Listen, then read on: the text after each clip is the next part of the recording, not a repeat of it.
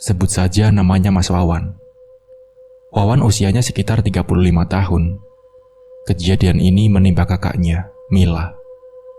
Oh ya, Wawan mengajak saya bertemu karena dia juga dari Pontianak. Katanya, dia sedang saat menemukan akun saya yang banyak bercerita dengan latar belakang Kalimantan Barat. Menurut Wawan, seingatnya cerita ini berlangsung sekitar tahun 2004 atau 2005. Kakaknya berusia 19 tahun waktu itu, masih baru lulus SMA. Mila adalah anak yang pintar di sekolah. Peringkatnya paling turun ya peringkat 3. Juara 1 udah langganan. Tapi sayang, keinginannya untuk kuliah harus terkendala ekonomi keluarga yang buruk. Ayah Mila dan Wawan hanya seorang tukang becak di pasar. Ibunya sakit-sakitan di rumah. Wawan masih SMP waktu itu. Karena itulah, Mila terpaksa mencari kerja. Dari kenalan ayahnya, Mila mendapat pekerjaan di sebuah toko. Toko itu milik Tamrin, seorang pria berusia 34 tahunan. Tamrin dulunya begajulan. Sewaktu-waktu ia merantau ke Malaysia. Ketika pulang, ia membawa banyak uang. Uangnya untuk modal membuat toko. Begitulah ia kemudian dikenal sebagai orang kaya. Soal percintaan, Tamrin kurang beruntung. Ia sudah 2 kali menikah. Istri pertamanya meninggal karena kecelakaan. Sedangkan istri keduanya raib entah kemana. Katanya kabur dengan seorang pria ke Malaysia. Secara penampilan, Tamrin cukup menarik bagi wanita-wanita yang sering datang ke tokonya. Rambutnya klimis, bajunya necis. Selain itu, Tamrin terkenal ramah dan baik. Sudah beberapa wanita yang mendekati Tamrin, tapi Tamrin pilih-pilih. Sampai dia berjumpa Mila, hatinya berbunga-bunga. Maka tak jarang kalau sepi pembeli, Tamrin iseng menggoda. Mila awalnya tak tertarik, tapi terus digoda, membuat Mila mulai sering melirik. Tamrin tak buruk juga, apalagi Tamrin bilang kalau Mila mau dinikahi. Ia mau menguliahkan Mila walau sampai S3. Maka setelah memantapkan diri menerima cinta Tamrin, Mila menikah dengan penuh sukacita. Acaranya besar-besaran, seolah-olah itu pernikahan pertama Tamrin. Semua orang memandang Mila sebagai wanita yang beruntung. Tapi semua kebahagiaan Mila segera berakhir ketika acara selesai. Karena rumah Mila kecil dan tak ada kamar, Tamrin izin ke orang tua Mila untuk langsung membawa Mila ke rumahnya saja. Karena mengerti bahwa pengantin baru hendak mantap-mantap, orang tua Mila setuju. Sesampainya di rumah Tamrin yang besar, Mila langsung diajak ke sebuah kamar. Kamar itu sungguh besar, dengan sebuah dipan di tengah ruangan. Ada taburan bunga melati di atas kasur. Wanginya memenuhi kamar yang tak berjendela itu. "Tunggulah di sini, aku ada urusan sebentar," kata Tamrin memegang pipi Mila. "Baiklah, abang." Mila pun tersenyum. Ia sungguh bahagia. "Kamu mandilah dulu sana. Pasti lelah kan?" kata Tamrin lagi. "Pasti. Tidak mungkin kan Mila tidur dengan abang dengan keadaan bau ketek begini," kata Mila. Resepsi seharian membuat tubuhnya penat. Ketika Tamrin keluar kamar, Mila bergegas mandi. Kamar mandinya juga luas. Airnya bisa diatur dingin atau hangatnya. Mila sempat kaget saat air yang mengucur terlalu panas. Setelah bisa menyesuaikan suhu, barulah Mila mulai mandi. Anehnya, air yang mengalir itu tercium begitu harum, seumpama bunga melati. Hebat, bahkan air mandi bisa dibuat wangi seperti ini. Kalau kaya, apa saja memang bisa ya, pikir Mila. Setelah mandi, Mila mengenakan baju, lalu tiduran di kasur. Nah, setelah sejam sendirian di kamar, Tamrin tak datang juga. Mila penasaran, lalu hendak keluar kamar. Tapi, pintu tak bisa dibuka, terkunci dari luar. Mila tak tahu kenapa ia dikunci di dalam. Tapi ia masih berpikir baik. Mungkin Tamrin ingin Mila lebih aman di dalam. Karena terlalu lelah, Mila merasa sangat mengantuk. Kepalanya terasa berat. Lalu perlahan-lahan, Mila pun tertidur. Di tengah malam, Mila merasakan ada seseorang yang memeluknya dari belakang. Tangan orang itu mengelus lengannya, lalu ke arah perut, lalu terus turun. Dalam keadaan setengah sadar, Mila mulai merasakan sensasi yang tak pernah dirasakan sebelumnya. Tubuhnya menggelincang, lalu Mila mulai memutar tubuhnya menghadap orang yang pastilah si Tamrin itu. Namun tubuh Mila kaku ketika melihat sosok yang memeluknya. Sesosok makhluk hitam, legam dengan mata merah, perutnya buncit, dan gigi kekuningan menyeringai di depannya. Liurnya menetes dengan aroma busuk, bukan kepalang. Lalu Mila melompat dari ranjang. Ia berlari ke arah pintu. Tapi pintu masih terkunci rapat. Ia pun menjerit sekuat tenaga, tapi tak ada yang membukakan pintu. Entahlah kemana Tamrin. Tapi sosok itu sudah mendekat dan menggerayangi tubuhnya. Tubuh Mila lama-kelamaan menjadi lemas. Selang beberapa menit Mila kelelahan, berteriak, lalu jatuh pingsan. Paginya Mila terbangun, tanpa sehelai benang di tubuhnya. Di dekatnya Tamrin sedang memunguti bunga-bunga layu dan memasukkannya ke dalam plastik hitam. Dialah yang harus kau layani. Selama dia puas, kau akan dapat menikmati semua kemewahan ini. Kau juga bisa kuliah sesuai yang kau inginkan. Kata Tamrin seolah-olah dapat membaca pertanyaan di kepala Mila. Apa maksudnya? Jadi kau bersekutu dengan setan? Kata Mila.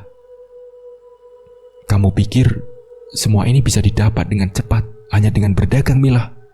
Terserah. Tapi aku akan pergi. Aku tidak mau terlibat. Kau itu jahat, Tamrin. Mila pun menangis. Masih terbayang di kepala Mila apa yang ia alami semalam. Benar-benar mengerikan. Semua bayangan itu membuatnya mual dan ingin muntah. Lalu Mila lari ke kamar mandi dan memutuskan isi perutnya. Tamrin pun berdiri di depan pintu kamar mandi. Kau tidak bisa lari, Mila. Sekali kau lari, maka nasibmu akan sama dengan dua istriku terdahulu, kata Tamrin. Apa maksud kamu, Tamrin? Jawab Mila. Hilang, Mila. Kau akan hilang, kata Tamrin. Mila pun terdiam. Itu adalah sebuah ancaman. Kau pasti lelah kan? Istirahatlah, kata Tamrin. Oh iya, jaga mulutmu. Kalau sampai ada berita buruk yang beredar soal aku, itu pasti dari kamu. Dan kamu tahu resikonya, kata Tamrin sambil membawa kantong berisi bunga itu keluar. Dari kebahagiaan luar biasa, dada Mila kini dipenuhi rasa takut luar biasa. Ia menangis sekeras-kerasnya, membanting perabotan di kamar sesukanya. Ia berang, tapi tak tahu harus bagaimana. Ketika waktu beranjak siang, Tamrin pun datang dengan makanan. Kau tak perlu khawatir, Mila. Kau tak perlu memasak dan mengurus rumah. Semua bisa kukerjakan sendiri. Kau hanya perlu melayani tuan, kata Tamrin. Mila pun terdiam, tak menyahut. Ketika Tamrin pergi, pintu kembali dikunci. Mila merasa dirinya disekap. Nanti, ketika kau sudah terbiasa, kau boleh pergi kemanapun. Tapi sekarang, aku tak ingin kau lari, Mila, kata Tamrin. Di malam kedua, di rumah Tamrin, Mila tak dapat tidur. Bayangan sosok menyeramkan itu membuatnya merasa sangat takut. Apakah sosok itu akan datang lagi malam ini? Keringat dingin mengalir. Mila pun menangis semalaman. Di paginya, Tamrin membuka pintu kamar itu. Ikutlah denganku, Mila. Kita perlu berbicara, kata Tamrin. Mila pun membuntuti Tamrin dari belakang. Mereka lalu duduk di ruang tamu. Kau tahu Mila, kita sama-sama terjebak. Kau korbankan aku. Sekarang, kau bilang kau terjebak. Aku yang kau jebak, Tamrin, kata Mila. Tapi, bila tak aku lakukan, aku yang akan menanggung derita ini, Mila. Aku sudah bersumpah dan berjanji pada Tuhan, kata Tamrin.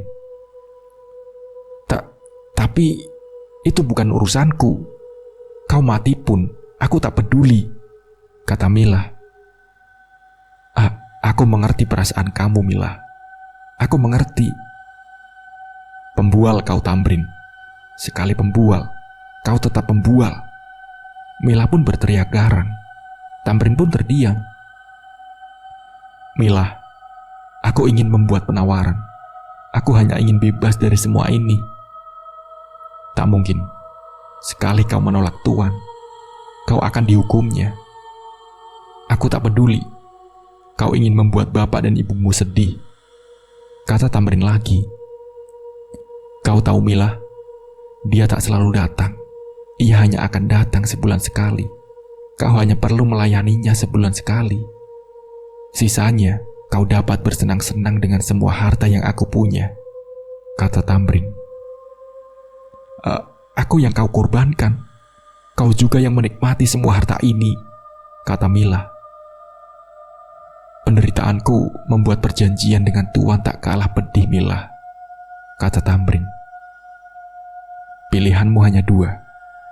Menolak, lalu hilang, dan keluargamu sedih, atau berkorban menikmati kekayaan, lalu mengobati ibumu yang sakit-sakitan itu, kata Tamrin.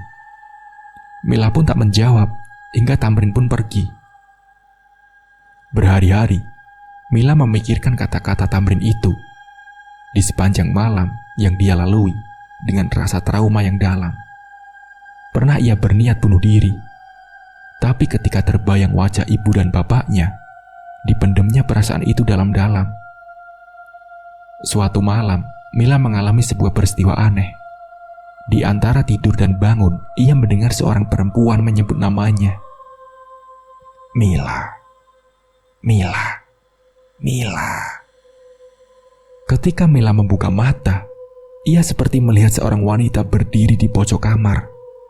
Namun tak lama, sosok itu pun menghilang. Sekian detik kemudian, di kejauhan, Mila mendengar suara pekik kesakitan. Mila tak dapat tidur. Pikirannya melayang-layang. Sosok apa itu? Adakah hubungan dengan makhluk hitam legam itu? 2 minggu dihantui rasa takut dan ngeri, Mila menerima kabar yang tak menyenangkan. Di suatu siang, Tamrin pulang dengan tergesa. Kita harus ke rumah sakit, Mila, kata Tamrin. Ada apa? Tanya Mila. Ibu kamu, Mila, kata Tamrin. Mila pun panik dan mengikuti Tamrin. Kenapa kau mengajakku menjenguk ibu setelah kau kurung aku di rumah? Kalau kau tidak menjenguk, kata Mila. Kalau kau tidak menjenguk dan menjaganya, orang-orang akan curiga, Mila. Lagi pula, aku percaya kamu tak akan macam-macam. Kalau kau membelot, Tuhan akan menghancurkanmu, juga keluargamu, Mila, kata Tamrin. Mila pun bergidik. Jebakan itu susah dihindarinya. Barangkali yang bisa ia lakukan hanyalah pasrah. Melihat ibunya terbaring lemah, Mila merasa sangat sedih. Tapi hari itu, Wawan melihat ibunya sebagai seorang yang berbeda, lesu dan tak terawat. Soal operasi ibu, nanti saya bicarakan dengan Mila, kata Tamrin. Ibumu sudah parah, Mila. Harus dioperasi segera, kata Tamrin. Mila pun kaget. Ibunya memang sakit-sakitan, tapi mereka jarang periksa karena ekonomi yang sulit. Kau tentu tahu apa yang harus kau lakukan. Aku tidak membiayai pengobatan ibumu dengan daun. Kamu layani Tuhan, dan kamu tidak perlu mengkhawatirkan ibumu, Mila, kata Tamrin di perjalanan pulang. Mila pun termenung. Sudah kepalang basah, Mila menyetujui permintaan Tamrin. Selama hampir setahun, Mila harus menahan kengerian luar biasa setiap sosok itu datang. Sosok bermuka hitam legam itu membuat sekujur tubuhnya membeku menahan ngeri. Setiap ritual selesai, berhari-hari Mila tak nafsu makan. Tapi apa hendak dikata, ia terjebak semakin dalam. Nah, di luar ritual-ritual ini, Mila mulai ikut menikmati kekayaan yang didapat Tamrin. Ia sudah mulai kuliah, sesuai keinginannya. Ibu Mila juga mulai sehat. Semua tampak begitu baik. Orang-orang memandang Mila dan Tamrin sebagai pasangan yang serasi. Tapi tidak bagi Wawan. Ia dapat merasakan perubahan pada kakaknya. Menurut Wawan, sebelum menikah, Mila itu lebih riang anaknya. Tapi setelah menikah, jadi lebih cool, hemat berbicara. Tapi waktu itu, Wawan mikirnya mungkin karena sudah menikah. Wawan sesekali menginap di rumah Tamrin. Tapi ia tak betah. Awalnya aneh, pengap, dan tidak nyaman. Nah, bagaimana dengan hubungan Tamrin dan Mila? Kata Tamrin, Mila bukanlah istrinya. Ia menikahi Mila hanya sebagai kedok. Ia tak boleh menyentuh Mila, atau tuanya akan marah. Jadi sebenarnya, mereka tidur di kamar yang berbeda. Namun yang menyakiti hati Mila, Tamrin seringkali pulang membawa perempuan di depan matanya. Perempuan-perempuan itu tak lain adalah pemuas nafsu Tamrin. Nah, sementara itu, Mila juga sering mengalami peristiwa aneh. Ia sering ditemui sosok perempuan berambut lebat, bermata sayu, dan sesekali tampak tersenyum. Sambil tersenyum, ia tampak seperti sedang berbisik, "Pergilah, Mila." Sosok itu bahkan beberapa kali datang menemui Mila dalam mimpi. Tapi Mila tak berani bercerita ke siapapun. Mila benar-benar jadi perempuan yang tertutup. Di bulan ke-12, di suatu malam yang dingin, pukul 12 malam, Mila terbangun. Sosok itu berdiri di depannya. Mila sudah terlalu lelah. Ia memutuskan untuk mengajak sosok itu berbicara. "Siapa kamu?" "Aku pernah ada di posisimu, Mila," kata sosok itu. Kamu istrinya Tamrin?" kata Mila. Sosok itu pun mengangguk. Lalu sekian detik, kemudian tubuhnya seperti tertarik ke arah belakang. Ia berteriak keras. Ada ketakutan yang mengusirnya pergi. Tak lain dan tak bukan, itu adalah Tuan. Nampaknya Tamrin meminta Tuan memberikan penjagaan pada rumah itu. Tapi percakapan singkat itu membuat Mila penasaran. Seperti ada sesuatu yang hendak disampaikan sosok itu. Tapi bagaimana caranya? Nah, suatu waktu Mila pulang ke rumah. Disitulah Wawan iseng bertanya ke Mila. "Kakak ndak bahagiakah sama Bang Tamrin?" tanya Wawan. Kenapa kamu bertanya begitu, Wawan?" tanya Mila. Nggak apa-apa, Kak. Tak pernah sekalipun aku melihat kakak tersenyum lagi. Adapun hanya sesekali," kata Wawan. Ceritalah, Kak," tambahnya. "Kamu kenal orang yang bisa jadi perantara gaib?" tanya Mila. Untuk apa, Kak?" tanya Wawan. Kenal atau tidak? Jawab saja." Wawan pun mengingat-ingat. Ia teringat seorang temannya yang di sekolah sering diledek karena bapaknya adalah seorang dukun. Maka hari itu juga Mila dan Wawan pergi. Mila masuk ke dalam, sedangkan Wawan disuruh menunggu di luar. Saat keluar, Mila tampak marah dan kesal. Ia baru saja mendengar sebuah rahasia. Jadi di dalam, Mila dibukakan pintu ke alam yang beda. Ia berjumpa mantan istri Tamrin. Sosok itu bercerita kalau ia ingin menyampaikan semua kebusukan Tamrin. Tapi setiap dia ke rumah itu, sosok hitam itu mengusirnya. Ia berterima kasih Mila mau menemuinya. Sosok itu bercerita kalau Tamrin itu licik. Ibu Mila yang sempat sakit tak lain adalah ulah Tamrin. Dia mengirim teluh agar Mila kasihan dengan ibunya, lalu mau diperbudak dalam ritual laknatnya. Makanya Mila marah besar. Wawan tak tahu apa-apa waktu itu, namun sepanjang jalan Mila tampak gusar. Wawan tak berani bertanya, walau penasaran masalah seperti apa yang dihadapi kakaknya. Sementara itu, Mila menyiapkan sebuah pembalasan. Jadi, dengan petunjuk ayah teman Wawan, Mila memutuskan untuk melakukan ritual perjanjian dengan sesuatu yang Tamrin sebut tuan. Mila tak menceritakan secara rinci cara ritual ini ke Wawan.